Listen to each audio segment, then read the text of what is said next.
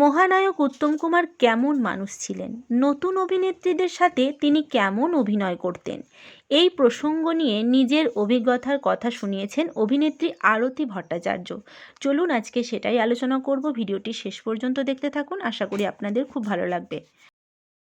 বাংলা সিনেমার দুই কিংবদন্তি নায়ক উত্তম কুমার ও সৌমিত্র চট্টোপাধ্যায়কে নিয়ে আলোচনার শেষ ছিল না। 60-এর দশক থেকেই এই দুই সুপারস্টারকে নিয়ে কলেজের ক্যান্টিনে, কফি হাউসে বা চায়ের দোকানে প্রবল তর্ক জমে উঠত। কে বড়, উত্তম কুমার নাকি সৌমিত্র চট্টোপাধ্যায়? এই দুই তারকা যখন কোনো সিনেমায় একসাথে অভিনয় করেছেন, সেই সিনেমাকে কেন্দ্র করে দর্শকদের মধ্যে দুটি দল তৈরি হয়ে যেত। দুজনেই প্রবলভাবে আকর্ষণ করে রেখেছিলেন দর্শকদের। পরিচালক সলিল দত্তের স্ত্রী সিনেমায় উত্তম কুমার ও সৌমিত্র চট্টোপাধ্যায় দুজনেই অভিনয় করেছিলেন। এই ছবিতে অভিনয় করতে এলেন অভিনেত্রী আরতি ভট্টাচার্য। তিনি ছিলেন উত্তম কুমারের ভক্ত। কলেজে পড়ার সময় তিনি বান্ধবীদের নিয়ে উত্তম কুমারের সিনেমা দেখতে যেতেন।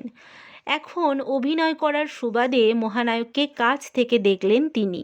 যিনি ছিলেন তার কল্পলোকের মানুষ, তাকে সামনে দেখে তার বিস্ময়ের ঘোর যেন কাটে না।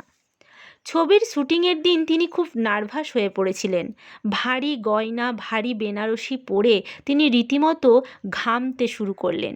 হবে নাই বা কেন, তার সঙ্গে সেই ছবিতে অভিনয় করবেন মহানায়ক উত্তম কুমার এবং সৌমিত্র চট্টোপাধ্যায়। উত্তম কুমার নবাগত অভিনেত্রী আরতি ভট্টাচার্যের নার্ভাসনেসটা বুঝতে পারলেন। তার ভয় কাটানোর জন্য খুব সহজভাবে তার সাথে মিশে গেলেন। ধীরে ধীরে তার ভয়টা অনেকটা কেটে গিয়েছিল।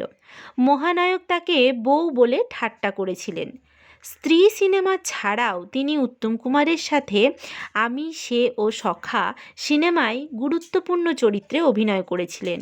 এই ছবিতে অভিনয় করার সুযোগ করে দিয়েছিলেন স্বয়ং মহানায়ক। আমি, সে ও সখা সিনেমায় যেসব এক্সাইটমেন্টের দৃশ্য ছিল, সেখানে মহানায়ক এত জলি মুডে অভিনয় করেছিলেন, আরতি দেবীর মনে হয়নি যে সেটা অভিনয় নাকি বাস্তব। আরতি দেবী বলেছেন উত্তমদার কাছে অনেক কিছু শেখার ছিল।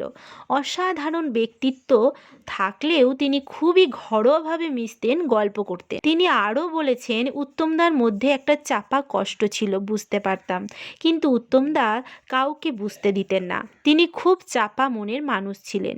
আসলে উত্তম কুমার সব কিছুর উপরে ছবিকে গুরুত্ব দিতেন। ছবিকে বাঁচিয়ে রাখার তাগিদটা ছিল সব থেকে বেশি।